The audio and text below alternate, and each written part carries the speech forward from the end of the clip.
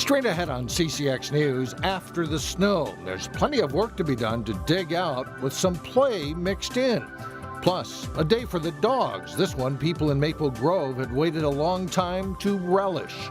And later, a Brooklyn Center Elementary School celebration of diversity. It's a different approach to differences. CCX News starts right now.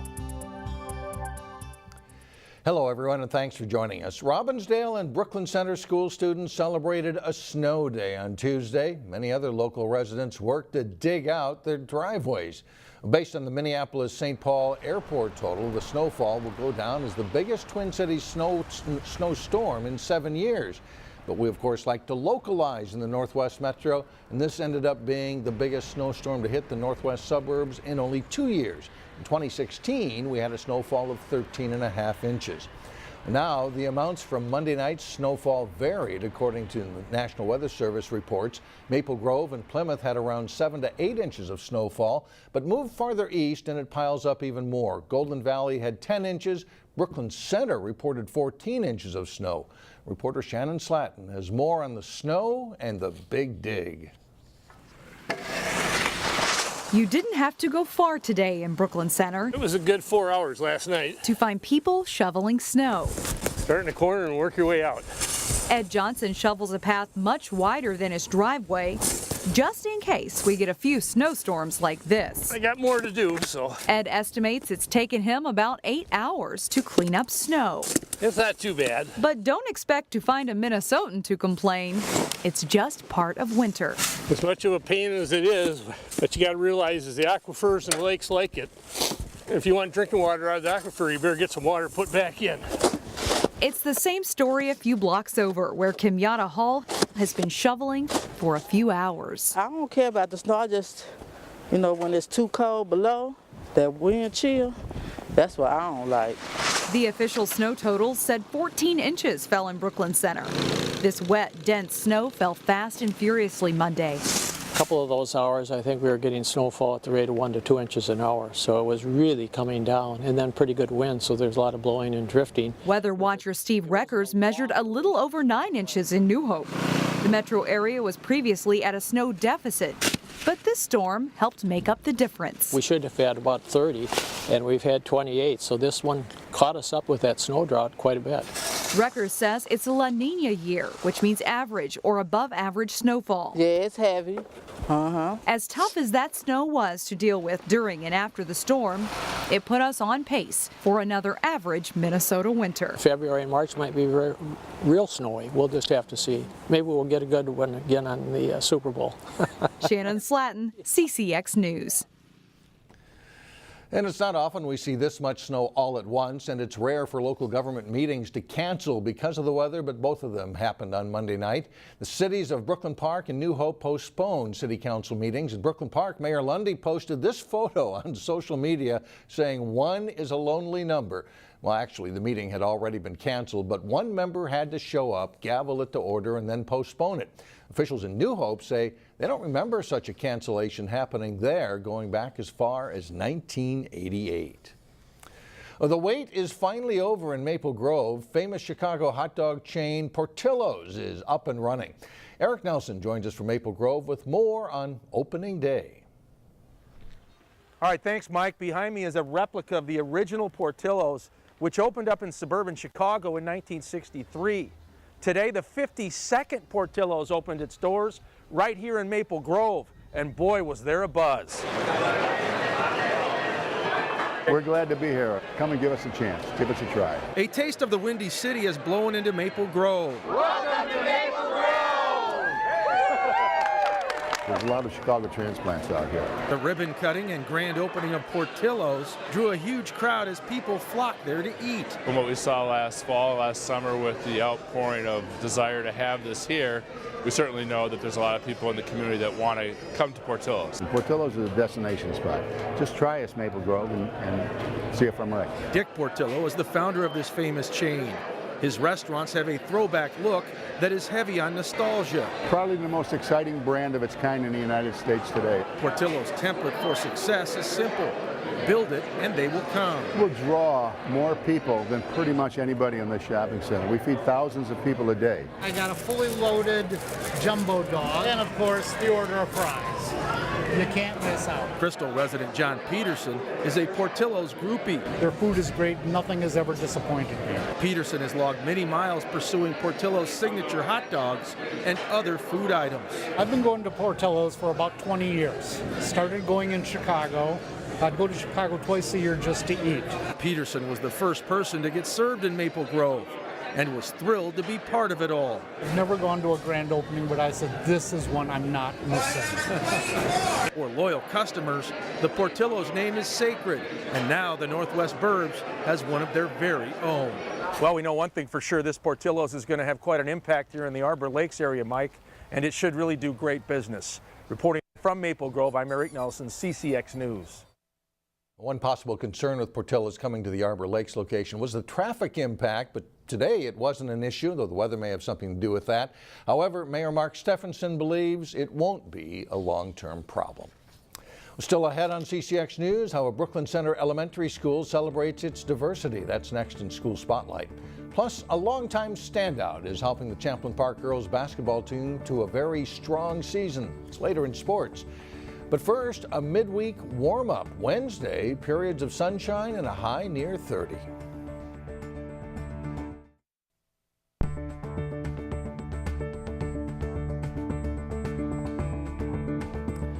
At Garden City Elementary in Brooklyn Center, kids are encouraged to explore their roots and be proud of who they are. It's one of the things the school is most proud of. When we take a closer look in this week's School Spotlight, here's Emily Ragoose. Every student and family that enters our doors, we take them as they are. Principal David Branch sets the tone at Garden City Elementary, making an inviting place, accepting of everyone. And his office, a reflection of that. When I was a high school principal, it wasn't as cool, but the elementary, the kids love it. Gone are the days when kids feared being sent to the principal's office. Each day is a celebration of the 390 students and their diversity. We have all 5 racial groups here at the school. There are 40 different home languages represented, with 80% of the students on free or reduced price lunch. But Branch says they let nothing stand in the way of student growth and progress. I know sometimes at schools that have high poverty, you know, kind of get grouped and stereotyped and things like that, or high numbers of students of color, but that is not what we do here at Garden City. Instead, differences are seen as a positive. And throughout the school, kids can look up and see role models, from their black principal to 3rd grade teacher Mei Zong Tao, who is Hmong. It's such an honor to be able to teach students that are like myself, and for them to see me as an example and as a role model for them, because we need more people who look like them inside of our schools. Their celebration of diversity is culminated with a multicultural night at the end of the school year, where students and their families share about their race and culture. I swear every parent in the school shows up. It's probably not true, but it feels like every parent is here. Changes to parent involvement were made after hearing from parents that being part of a PTO was too much on their plate. They wanted kind of workshops or seminars. So we have, from that, we formed families to families seminars. And when staff sees behavioral problems in students, they dig deep into what's causing it. They have a full-time therapist and a special room where kids can decompress. It's dimly lit with blue walls to promote calmness or ways to get out their energy, such as kicking a ball. When they're here, we try to focus on not the negative behavior. We try to focus on redirection, getting them back ready so that they can be successful in the classroom. And learning is starting earlier. 2 years ago, the school started offering free pre-K. I'm going to say this. Pre-K is my therapy, so if I'm having a tough day, I stop in pre-K. So, I love it. Through pre-K, kids work on their independence and school basics. It helps to close the achievement gap so that when they get to kindergarten, they already have the skills they need. The staff's dedication to students has provided results with increased scores in reading. And beyond the test results, confidence in who they are with a pride of where they've come from. In Brooklyn Center, Emily Ragoose, CCX News. Still ahead, students embrace a no-school day in Crystal. But first, a Champlain Park girls basketball standout is closing in on a big milestone. Jay Wilcox is in next with sports.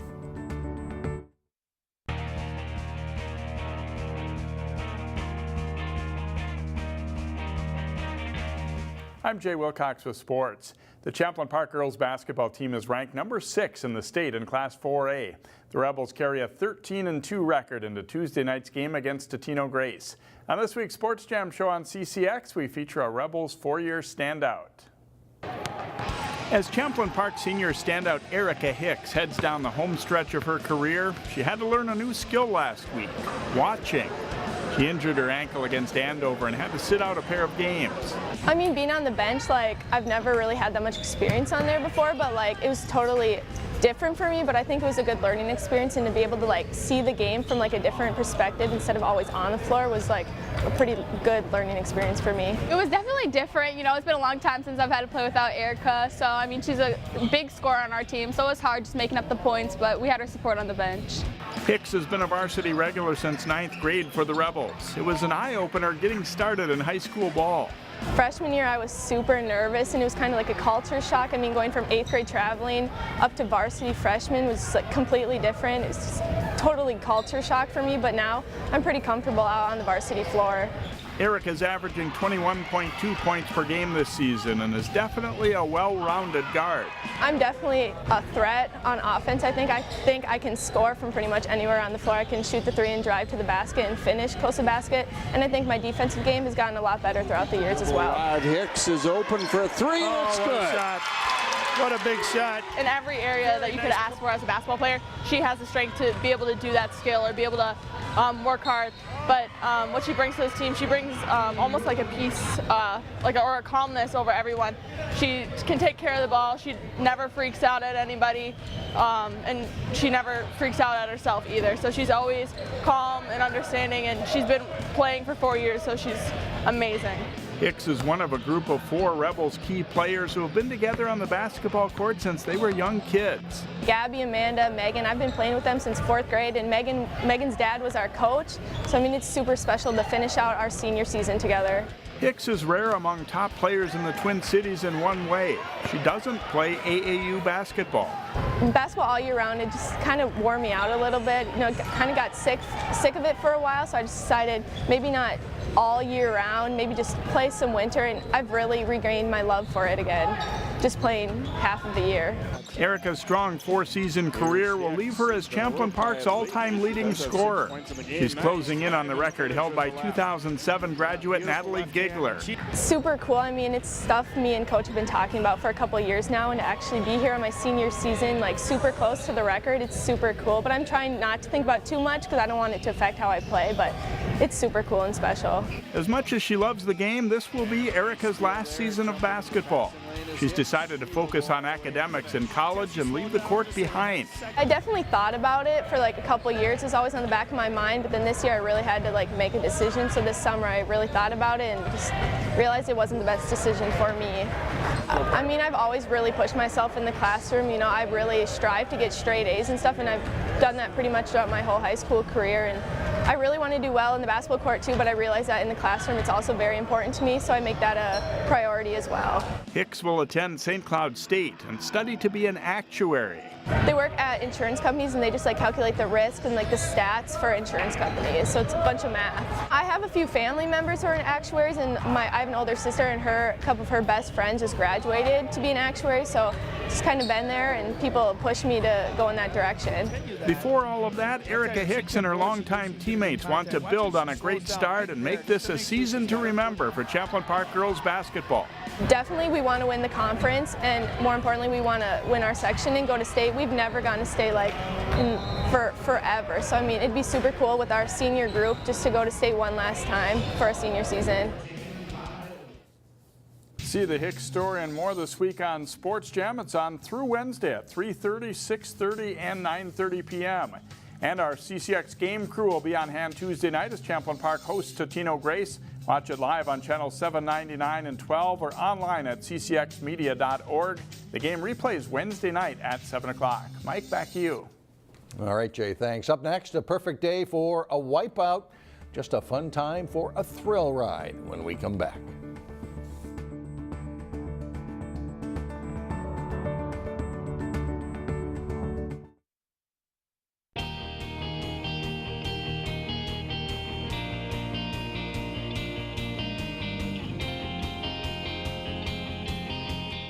A finally canceled school for some local schools meant a chance Tuesday for kids to make the most of their snow day. Here's reporter Sonia Goins. I mean, I love snow. It was the perfect day to be outside, enjoying a fresh 10+ inches of new snow.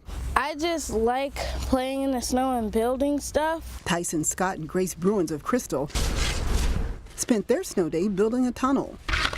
While most adults hate the idea of having a shovel, Tyson actually likes it. You can just shovel and then throw the snow everywhere, and then when you're done, you can just build like forts and snowmen out of everything. All right, I'm going in. Before long, Grace and Tyson made progress on their snow project. It's just fun because you gotta have teamwork to do this. You gotta have communication. Meanwhile, other students decided to add a little more action to their unexpected day off. Snow day! Snow day! They're surprised. Valley Place Park was packed with people hitting the sliding hill.